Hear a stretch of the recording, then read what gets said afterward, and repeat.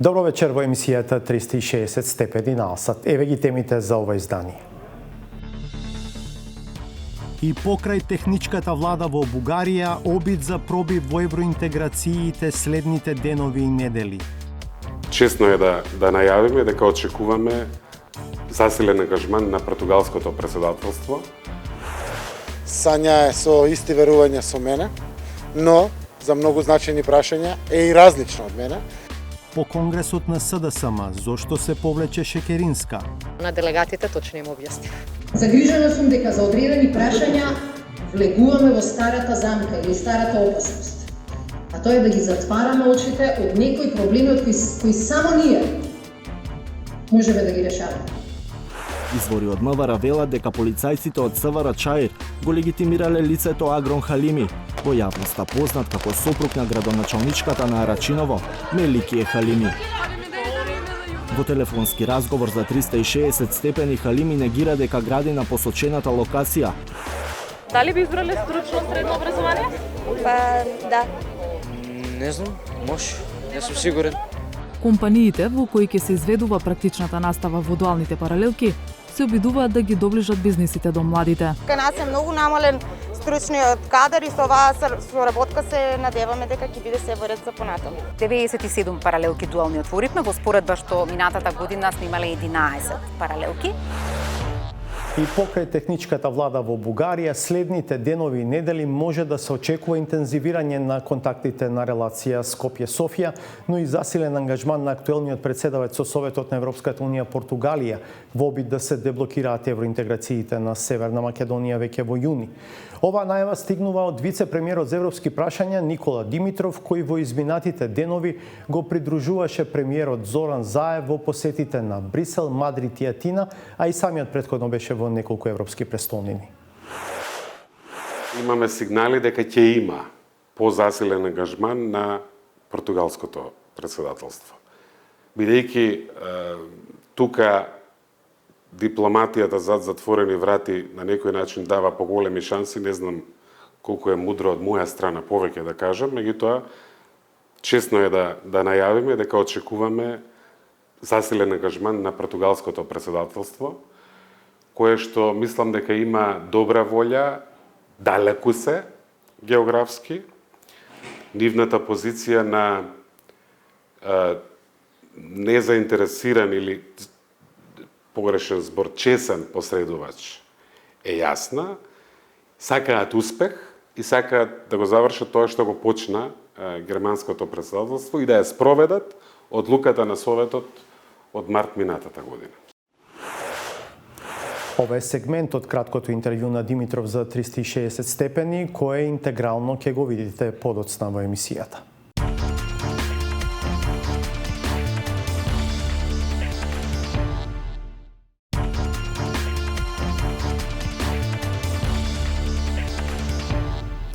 Историјата што следува е за владење или невладење на правото. Станува збор за навидум локален градежен проблем во општина Бутел, какви што има многу во државава.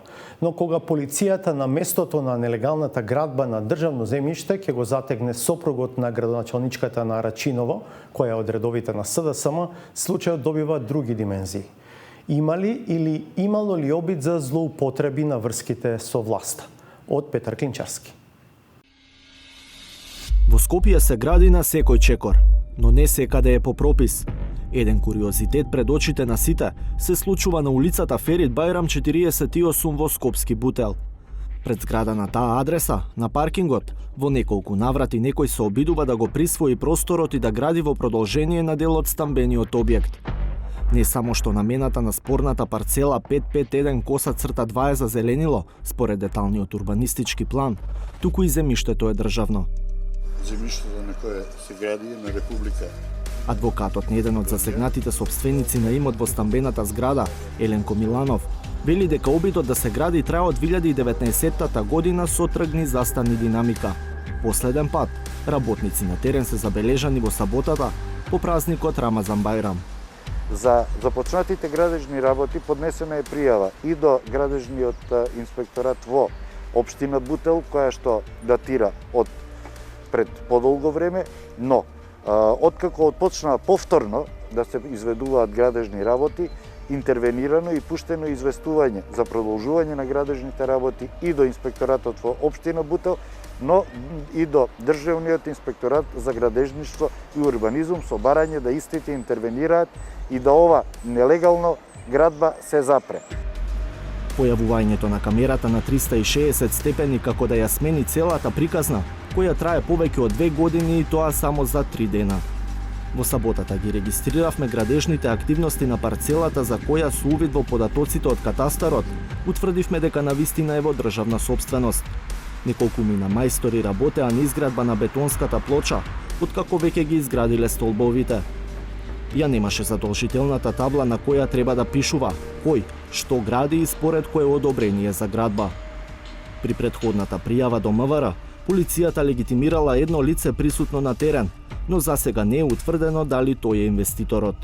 При излегувањето на припадниците од МВР има лице кое што се представува, но дали тоа е на вистина, тоа кое што гради или не би сакале да навлегуваме и евентуално некого да клеветиме, но за сето тоа постои документација и одговорот би може да го дадат и од Министерството за внатрешни работи надлежно за тој простор.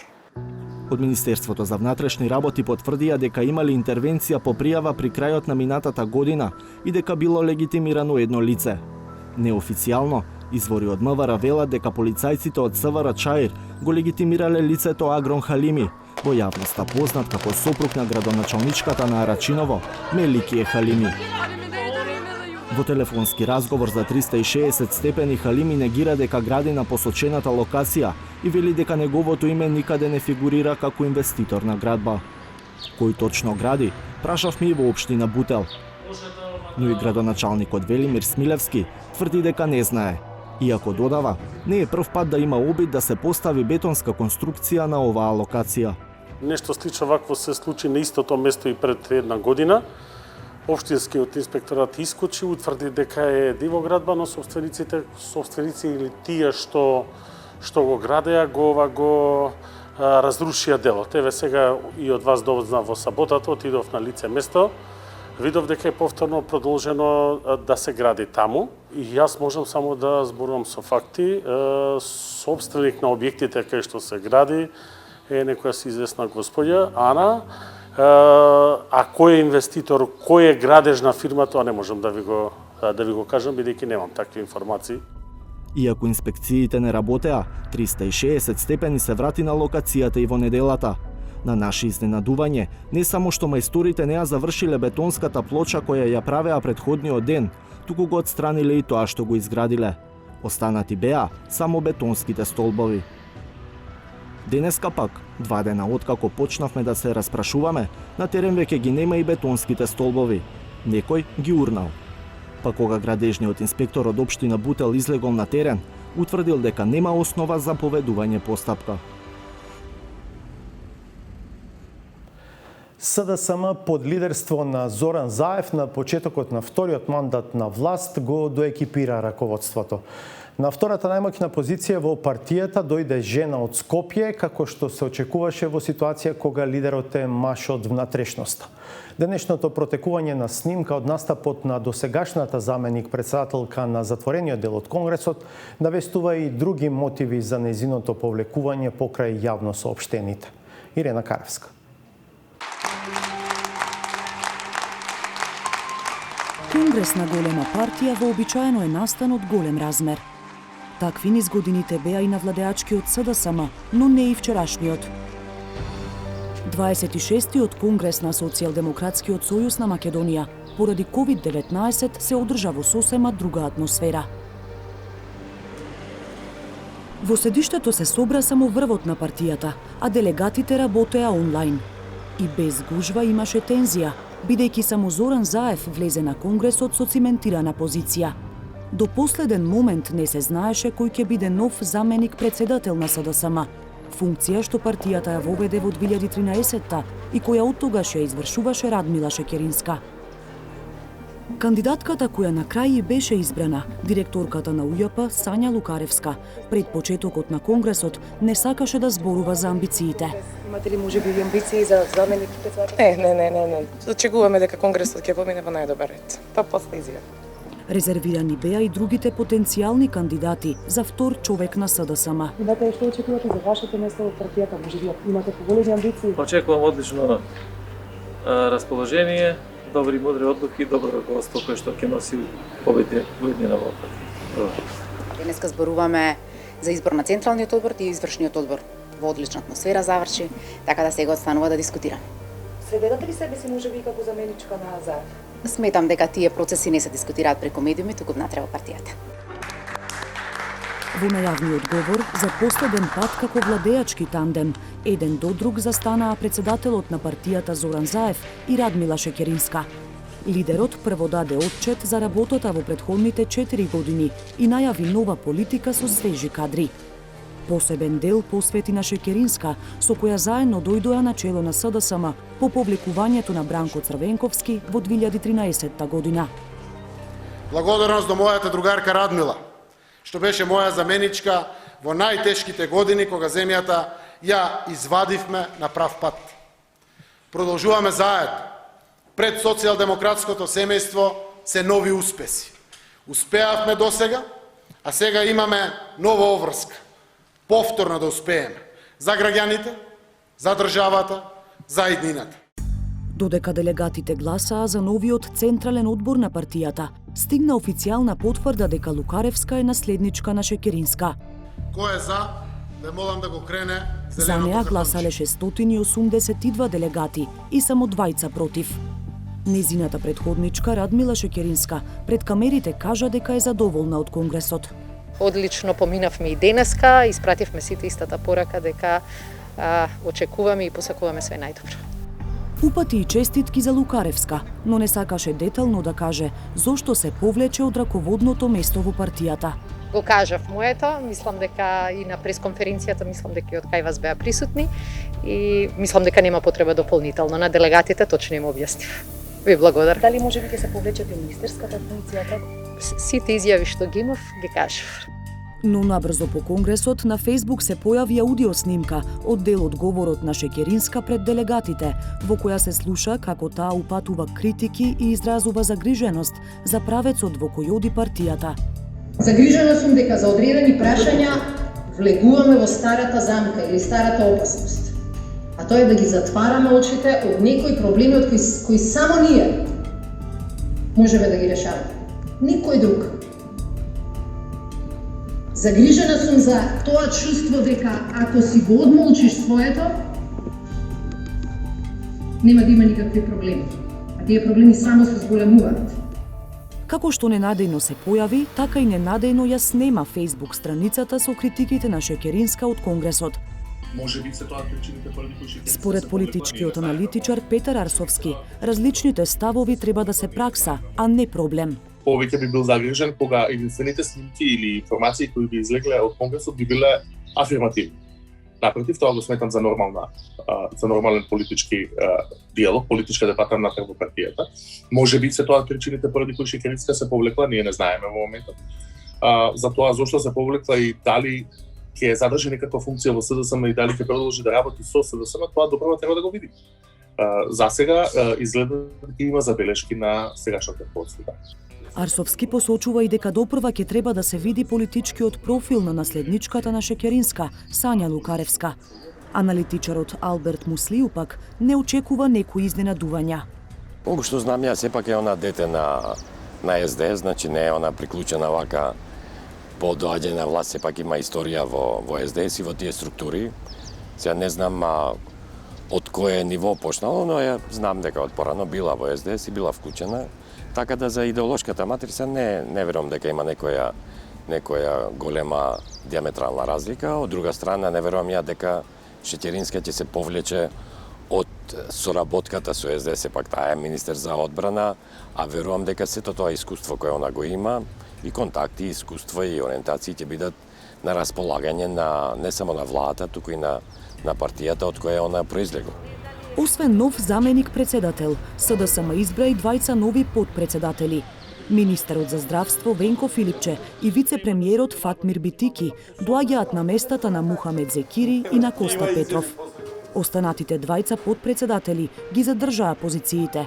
Министерот за внатрешни работи Оливер Спасовски и министерката за образование Мила Царовска. Зошто Лукаревска, не Мила Царовска? Благодарам, мислам дека ќе има официјална изјава од партијата. Ја не влегов во партијата ни за функција, ни за било каква друга функција, тука сум да помогнам максимум што можам со моето знаење, така да. Нема промени на позицијата генерален секретар на СДСМ, за која беше реизбран Љупчо Николовски. Нов во раководството е Мартин Попов, кој ќе биде организацијски секретар на партијата, на местото на Душко Весковски. Министерот за правда Бојан Маричик е реизбран за секретар за меѓународна политика. Најголеми се промените во извршниот одбор. Од 18 члена, само 5 се од претходниот состав.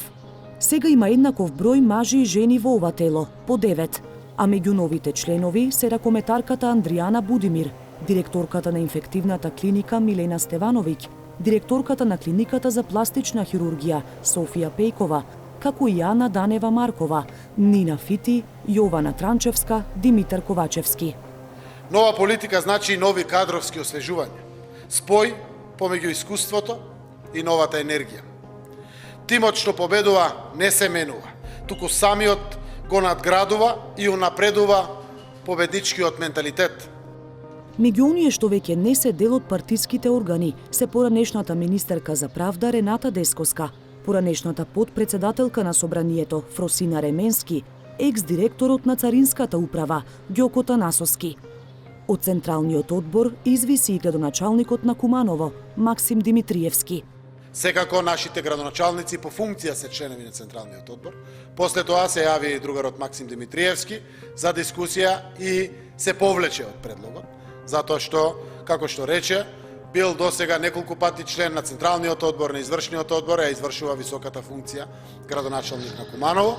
Тоа е секако во духот на половината на различноста во размислувањето на сите 809 делегати, поточно на 703, кои што беа денеска присутни во работата на Конгресот.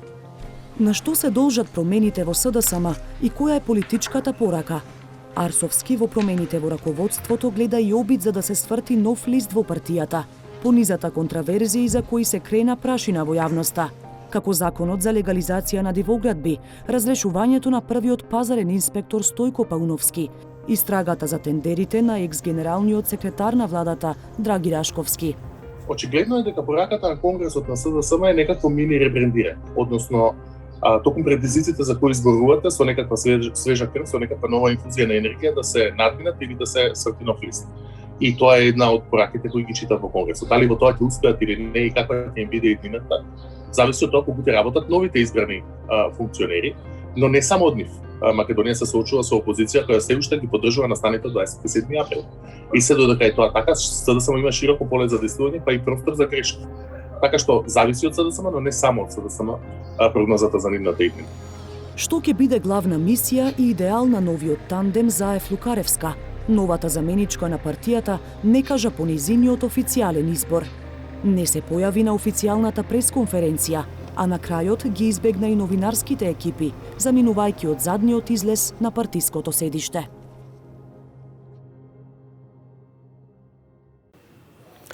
Ирена Каревска синоќа по Конгресот го пресретна лидерот Зоран Заев на заминување од партиската зграда и му постави прашања поврзани со изборот на Лукаревска, заминувањето на Шекеринска, единството во СДСМ пред локалните избори.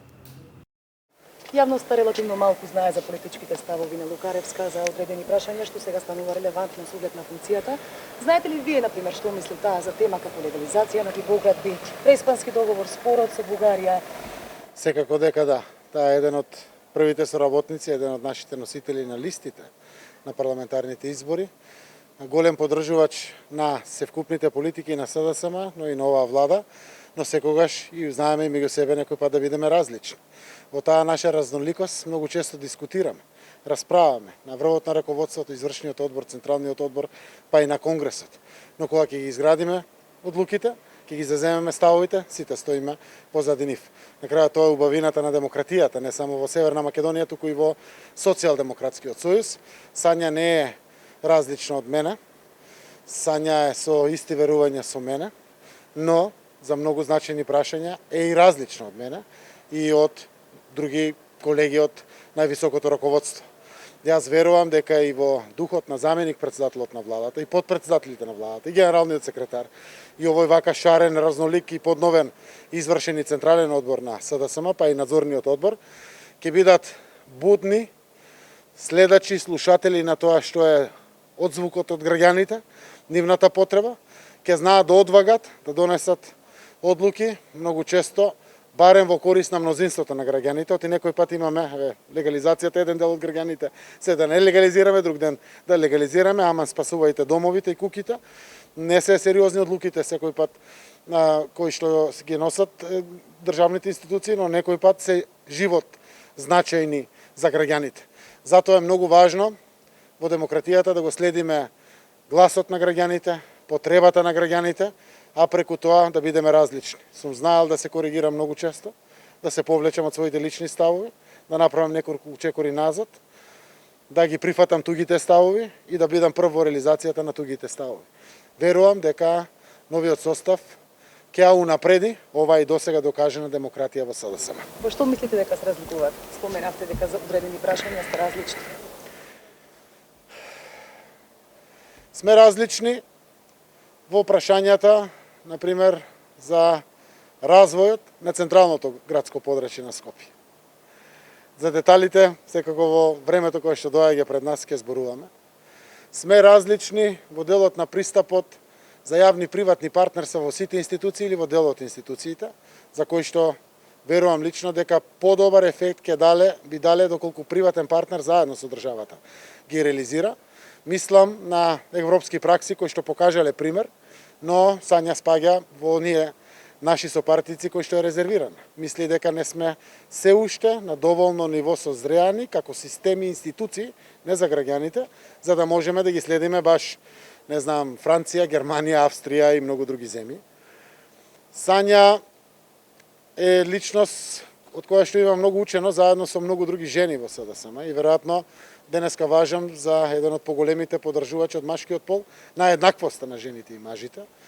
Секако е добар познавач на даночната политика и од неа можам да учам, но е добар правник и верувам дека ќе биде добар баланс помеѓу економијата и правдата, заедно кое што е нашето најголемо ветување. Има и неколку други, но заморен е денот, верувам ќе можете да ги возобновите прашањето, но пред се и кај неа. Јас сум охрабрил секој да кажува тоа што мисли, да се бори за тоа што мисли. На крајот, кога ќе се донесат одлуките, очекувам сите да ги почитуваме, затоа што низ демократска процедура, па и да не ги почитуваме не е крај на светот, тоа е здраво за општеството. Верувам дека во ликот на и Сања Лукаревска, но и на сите други денеска избрани личности, ќе можеме да се пофалиме, дека имаме и внатрешни корективи и кочници, но имаме и внатрешен дух на пркос, на порив, кој што може и такако да го напреди СДСМ, со тоа и државата. Сосема за крај, дали партијата е обединета, имаше најави за независни листи, незадоволство, разговарате ли за тоа денеска? Денеска беше изборен конгрес и немавме таков вид на теми, но многу често разговараме на највисоко ниво.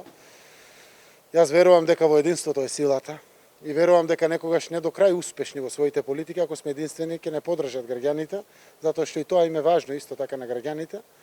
А некогаш дури да сме 100% успешни, пак ако сме разединети, веројатно и ќе не казнат граѓаните. Единството не значи исто да мислиме и едноумие да има во СДСМ, но треба да го негуваме, надградуваме и секој пат да го доградуваме тоа единство. Во моментот не можам да кажам дека сме 100% единствени, затоа што наши докажани социјалдемократи најавуваат листи независни во Охрид, например. Ќе работам на тоа, лично јас и целото ново раководство, да ги видам причините, зошто не се продолжи борбата внатре во редовите на СДСМ, да се барат соодветните места и позиции. Не верувам дека некои од нив може да бидат кандидати на било кој од позициите за предстојните локални или следни избори кои што доаѓаат во државата, затоа што се работи за докажани наши луѓе. Семејството Чинговски, Рилковски, не знам, и други Митревелјановски и многу други наши, поранешни пратеници, поранешни носители на високи општествени и партиски функции, тоа се мои другари, но знаете како, Не можеме секој пат за сите да бидеме инспирација. Некој пат сме веројатно и иритација за некој. Работејќи да погодите некаде, може да грешите на друго место, но сум отворен секој пат за дискусија заради тоа што верувам во единствен СДСМ и во единствена држава, која што само така може подинамично да успева во своите предизвици. Каде се разминавте со Шилтеринска? Радмила ги кажа своите ставови. Таа, како што реков, јас останува мој добар другар и соработник и во иднина. Во општествениот дел, секако таа нашиот министар за одбрана, во чиј мандат и под нејзино раководство на одбраната станавме членка на НАТО. Таа е символот на европската интеграција во нашата земја, додека беше подпредседател на владата за економски прашања 2005 година, добивме кандидатски статус. Еден сериозен кадар, реток во Европа, не само во Македонија, за меѓународната политика, искусен политичар, кој што секој сака да го има до себе. Јас сум среќен што 2013 година прифати таа, прифатив и јас, нејзина покана, заедно беше, да влеземе тандемски, но таа целосно дава и објаснување. Уште пред 2 години зборувавме дека со НАТО членството е кулминација дури за политичка кариера во делот на партијата, пред се зборам. Таа е основач на партијата и прв председател на социјалдемократската младина или еден од првите наши председатели. Јас ги почитувам одлуките донесени од секој наш поединец, но нема така лесно да ги пуштам така да се тргнат од политиката, затоа што ни требат. Секој наш капацитет ни треба да биде до максимум искористен и верувам дека Радмила го нема кажано своето последно и во политиката и во партијата, секако не и никако во државата. Ви благодарам многу. Хвала. Министерката Мила Царовска се обидува што е можно повеќе да го прилагоди средното стручно образование на потребите на компаниите. Со договор меѓу училиштата и фирмите за отворање на нови 97 дуални паралелки во кои практичната настава е значајно застапена, е направен првиот чекор. Но во пресред на новата учебна година сега е потребно деветоодделенците да се убедат дека со упис во таква паралелка или генерално во средно стручно инвестираат во поизвестна иднина. Славица Филиповска. Прво нешто, не клаваме материјал, види ја машината што прави. Виж, много страшна. Ај сега ногата ова, пробај да ја кrenиш. Ај се малце контролирано притискај на таја на стапалката. Нежна. Ова машина е многу нежна. Одлично. Ајде супер. Ова раче ти држи правец. Ајде. Нежна. Значи, чим вака може и да работиш ти само за прецизни работи. Одлично. Пушти. Пушти рачината, пушти. Одлично. Ајде, скини го конеца. Одлично. Ако нешто не се скини, секогаш имаме ножиче. Одлично, браво. Ова е единствениот ден поминат во компанија за време на ковид учебната година на ученичкиот текстилно-кожарската насока во средното училиште Ѓорче Петров во Прилеп. Со практичната работа ги запознава вработена во текстилната фирма Конфи Ангел. Секогаш измерените параметри треба да ги внесеме во извештај, односно да не бидат забележани. Компанијата соработува со училиштето и стипендира солидни ученици во текстилно-кожарската струка со надеж дека однапред инвестираат во освежување на тимот. Учениците добиваат по 3000 денари стимул, 15 дена летна пракса, како и материјали и машини за шиење во текот на наставата. Една од стипендистите на Конфи Ангел е Мартина, која е 3-та година во текстилно-кожарската струка. Дали би го работел ова во еднина? Се разбира многу мило. Каде се гледаш, на која позиција? Се гледам на позиција и на машина да живеам наверлак, ама и моден дизајнер. Ке го продолжувате образованието? Па да. Што ви се запишала на факултет? Моден дизајнер. И други ученички во втора година иднината ја гледаат во текстилниот сектор. Оваа струка ја избрав бидејќи од секогаш сум сакала да цртам и сум била фасцинирана од процесот како од цртеж да се доаѓа до производот. Од мала имам желба да работам во некоја компанија или да основам некоја компанија во иднина.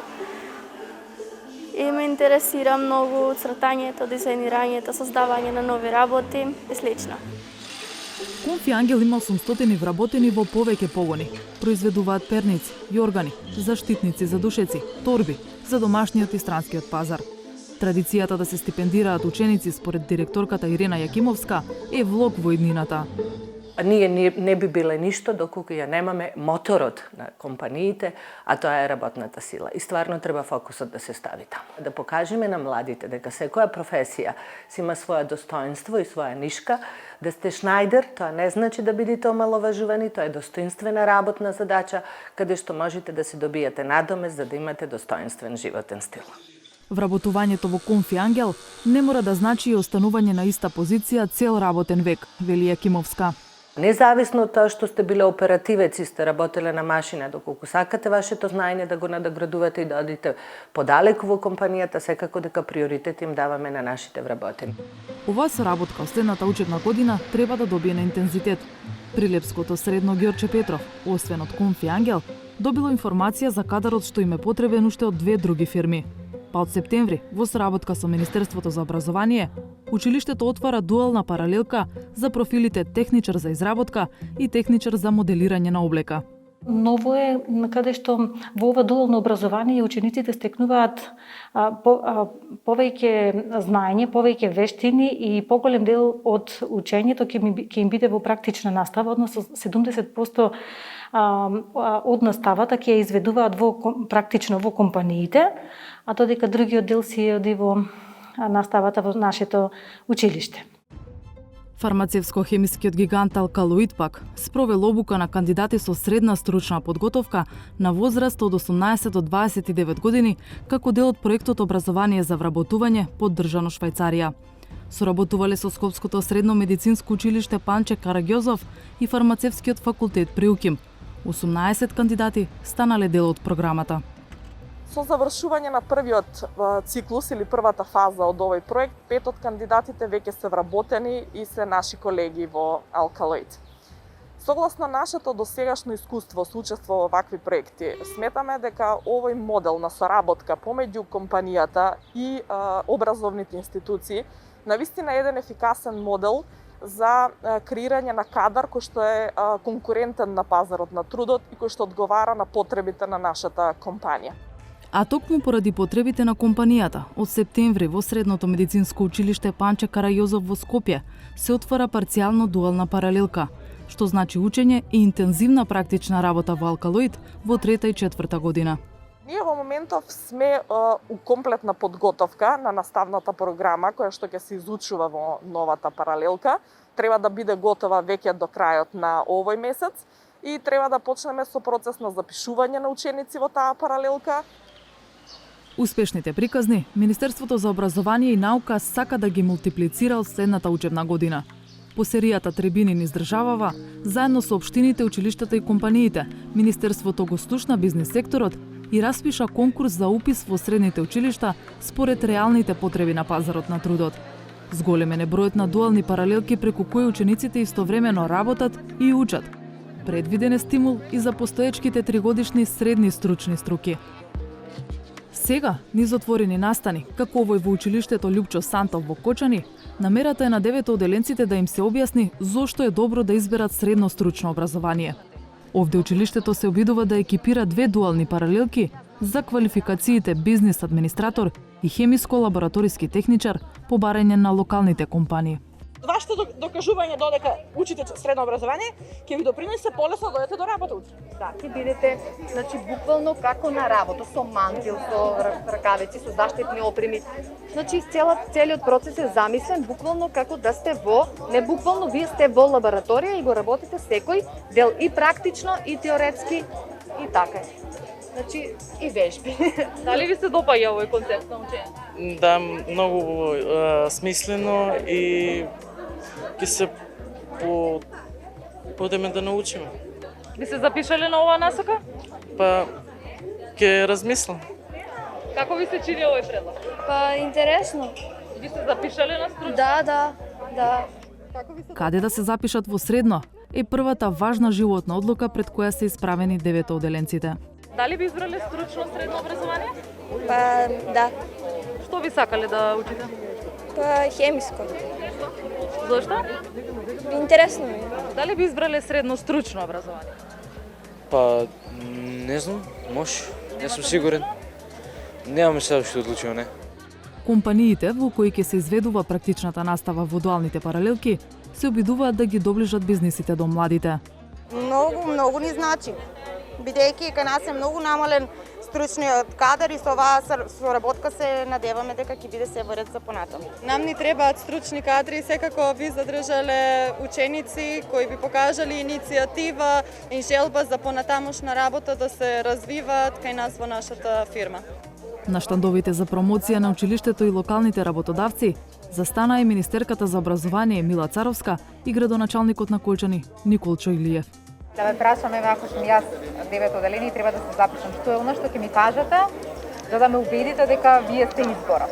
Работодавецот си го познава, а сите сакаме да земеме некој кој го веќе познаваме, нели? Кој знаеме кои се му можности и способности. Се надеваме дека ќе има голем и заинтересираност и голем успех, а ќе биде и добродојдено за фирмите во самиот град. Ви посакуваме многу успех. Благодариме градоначалниче. Надеваме се дека радоста ќе ја споделиме заедно кога ќе имаме производ. Многу ми е важен вашиот ентузијазам се гледа вака различните работи. Министерката вели дека и досегашните примери на дуално образование дале резултати, но дека првпат се прави в системски обид. Следниот чекор, што е уште позахтевен како процес, е да ги мотивираме учениците да се запишат во тие отворени струки.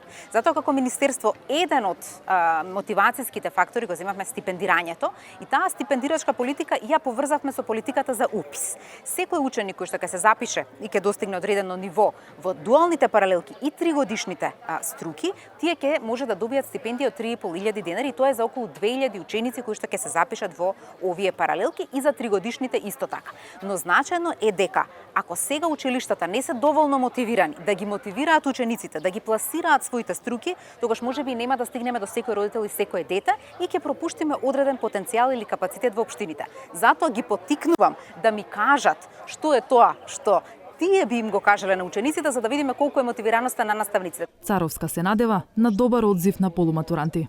97 паралелки дуални отворивме, во споредба што минатата година сме имале 11 паралелки и ова е голема гордост сега да видиме колку ученици ќе запишеме во овие дуални паралелки на крајот на уписниот период.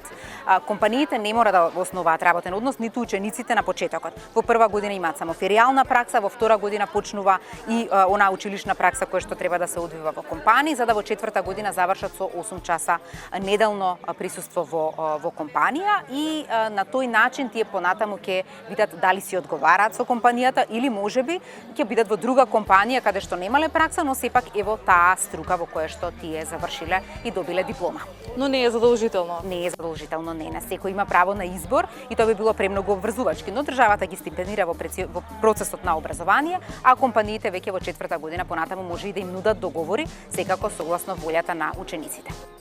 Ако волјата и интересите се совпаднат, тоа би значило дека за 3 до 4 години учениците ќе ги чекаат работни места, компаниите ќе добијат нов стручен кадар, а регионите ќе имаат шанса за развој, наместо да сведочат на екзодус на младите. Емисијата ја почнавме со сегмент од интервјуто што Владимир Мирчевски го направи со вице-премиерот за европски прашања, во кое Никола Димитров најавува обид за пробив во македонските евроинтеграции во следниве денови и недели. Во продолжение целиот разговор. Господине Димитров, го придружувавте премиерот за време на посетите на Брисел, на Мадрид, на Атина и вие самите бевте во посета на неколку европски престолнини. Вашите европски соговорници излегоа со позитивни изјави за Северна Македонија, но тоа сепак не значи позитивен исход пред советот на ЕУ, што пак би довело исто така одржување на првата меѓувладина конференција. Да, имавме баш една европска недела, заминавме на Денот на Европа, 9 мај, во неделата и 5 работни денови посета на Брисел, Мадрид и Атина. Огромно мнозинство од земјите членки целосно ја разбира ситуацијата. Нас, последниот период, целта ни беше да го зголемиме влогот. Дека не е ова прашање само на нашата Македонија. Дека има многу сериозни импликации дали ќе успееме ние или не регионални. Мислам дека Европската Унија го губи на некој начин моментумот на целиот Балкан. Преразвлечена е приказната и во крајна линија наш неуспех ќе биде неуспех и на Европската Унија, а јас искрено и цврсто верувам и на нашите соседи комшии Бугарија. И мислам дека се создава една клима, еден контекст што повеќе помага отколку одмага. Се разбира, за одлука се потребни сите 27 земји членки. Јасно е дека Бугарија треба да биде дел од тој консензус, но не е сеедно какви се позициите на сите останати. И не е сеедно дали мислат само на успех или неуспех на една земја, која што има многу драстичен случај со многу изгубени години. Почнавме по Словенија, пред Хрватска, двете се веќе долго време членки, 16 години кандидат. Мислам дека успеавме да изградиме контекст на сите земји членки, ми е јасно колку значи ова. Во регион каде сакаат да направат разлика. Обкружени сме со земји членки. Зошто Северна Македонија на ваков начин реагира на најавите за можно одвојување на Албанија?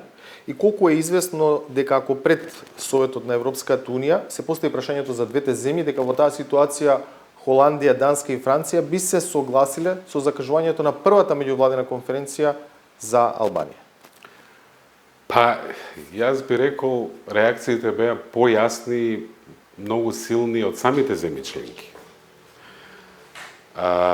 Германија се јави прва, потоа се јави Словачка, Австрија исто така имаше една многу јасна оценка дека ако на најдобриот во наводници ученик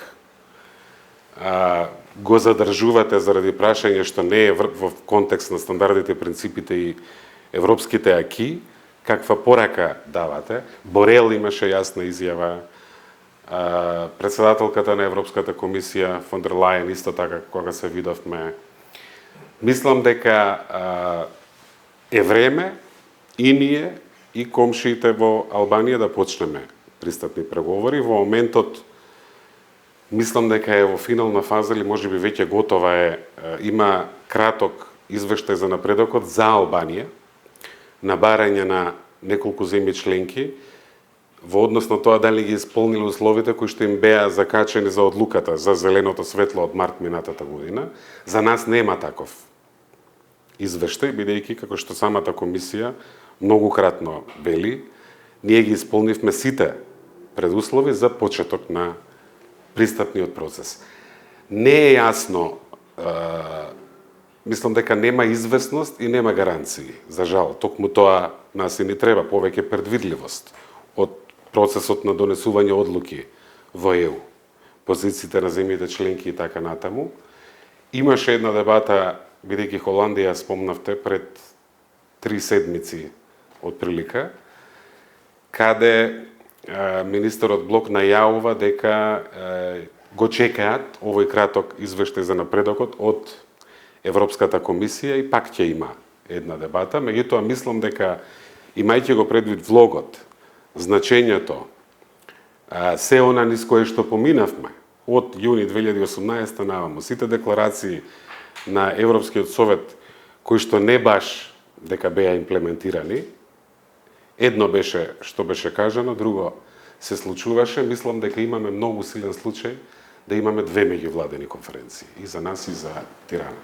Од каде позитивната проценка дека моменталната техничка преодна влада, да наречеме Бугарија, би била соодветен партнер за постигнување евентуален договор, компромис и од тука нели усвојување на преговарачката рамка и потоа закажување на првата меѓувладена конференција?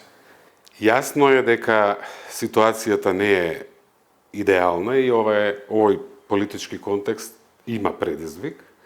Меѓутоа исто така е јасно дека ако обидите ги синхронизираме со изборите, кај нас има локални, Бугарија по овие втори парламентарни ќе има председателски, Германија има парламентарни, Франција има председателски пролетта идната година, тогаш многу тешко ќе биде да најдеме период каде нема да има избори за да се обидеме. Мислам дека толку е голем влогот и толку време поминува што немаме луксус да не се обидуваме и оваа проценка не е само наша, ова е проценка на многу земји членки, на институциите во Брисел и мислам дека во следниве денови и недели ќе видиме засилен ангажман во оваа смисла, да видиме што е можно за да успееме да го вратиме односот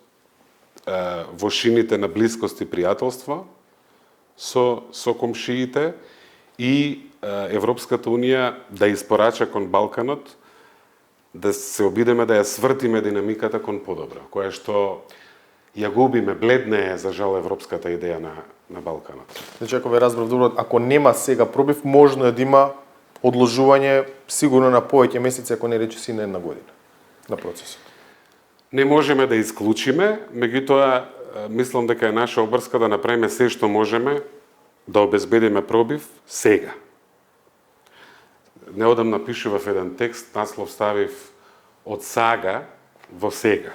Мислам дека е вистина крајно време Северна Македонија да ги почне пристапните преговори со Европската Унија. Има ли директни или индиректни преговори со контакти со бугарската страна во овој момент и може ли да се очекува, биќе рековте можен пробив во јуни, поголем ангажман на актуелниот претседавач на Португалија?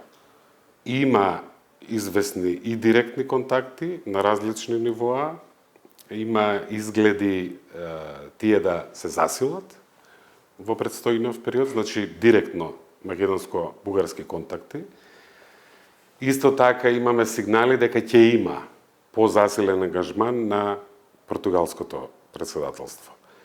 Бидејќи тука дипломатијата зад затворени врати на некој начин дава поголеми шанси, не знам колку е мудро од моја страна повеќе да кажам, меѓутоа честно е да најавиме дека очекуваме засилен ангажман на португалското председателство, кое што мислам дека има добра волја, далеку се географски.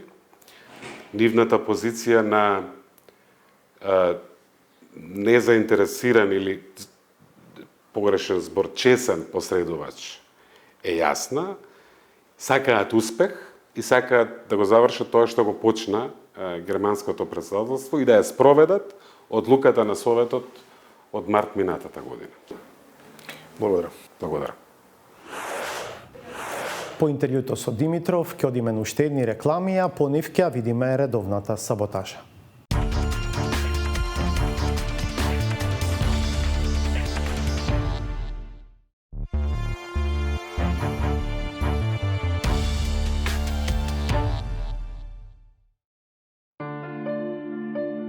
Тие што кога било имаат помислено дека во државните органи и установи кои одредуваат судбината на граѓаните, седат мнозина со карактеристики на човечки суштества се во грешка. Тие се празни, дехуманизирани субјекти кои од нигде никаде, без никој да знае и да има увид, како некакви фантоми, решаваат за се што се случува во државата. Јас сум само Зоран, но како што си градоначалниците, луѓе, институциите какви одлуки ќе донесат, така и ќе постапува. Се разбира со истиот став настапува и човекот од спротивниот табор, кој меѓу другото признава дека се им е препуштено на институциите, ама дури од како двајца луѓе ќе се усогласат и ќе си пружат рака. Тогаш веќе и не постои институција што може да ја спречи цврстата волја за решение. Тоа беше закон за кој што разговаравме со Зоран Заев уште на една тета-тет средба, нели? Тоа беше еден од оние закони кои што опозицијата беше обвинета од страна на власта дека го кочи. За никогаш повеќе да нема такви ситуации не се предлага нешто ново, туку мала апдейтирана преадаптација на инаку совршеното сценарио, врз основа на кое секој ќе си гледа само за своите интереси и само во сопствениот татар, без воопшто да се грижи што се случува надвор од него. СДСМ се занимава со СДСМ, ВМРО-ДПМН се занимава со ВМРО-ДПМН. До тогаш под влијание на таквата сугестија, Македонија за која нема кој да се занимава, ќе се бори со својата кадровска подпросечност и со констатираните аномалии на општеството од инфантилни пензионери, загрижени за несигурната иднина која врз нивните внуци ја продуцираат модерните времиња. Што е тоа дигитализација, знаете? Па компјутери, лаптопи, едно друго, не сметно. Мислите дека тоа е штетно? Штетно е. Многу е штетно. Ми исто мислам, исто. Штетно, децата да му плаќаат родителите дома грејење и лаптопи да му купуваат. Со географија да се соедини, срам да му е. Тоа одбивање да се фати приклучок со светот води кон воведување традиционални методи на едукација, карактеристични за нација која е толку добро образована и критична кон се околу себе, што мора да се врати на своите корени, како библиска и како земја од која потекнува се, без оглед што тоа подразбира соединување на курикулумите по географија и по историја. Ние членовите на Патриотскиот институт Гоце Делчев при ВМРО ДПМН од Кавадарци на сите негатори на Македонија и македонците ја испрачаме следната порака. Во оваа света книга, во Библијата, е вистината за Македонија. Во оваа книга, по видувањата на апостол Павле, е запишано дека Македонија не е само географски поим, туку дека во Македонија живееле и живеат македонци пород и пород. И на крајот, само обединети може да им се спротиставиме на обидите, да бидеме совладани од негаторската и анационална технолошка револуција. Прво сакам да изразам благодарност до сите наши родители, сограѓани денеска што сме тука заедно против борбата на нашите деца. Значи, морам да потенцирам дека ова не е борба на партиски партии. Тука сме против законот за дигитализација кој ни го наметнуваат како закон. Јасно е дека светската цивилизација незапирливо ита кон пропаста. Ама ние сепак може барем да научиме да зборуваме, дури ако не умееме да читаме. Ако воопшто знаеме за што станува збор. Завршуваме. Пријатно до петок во 22.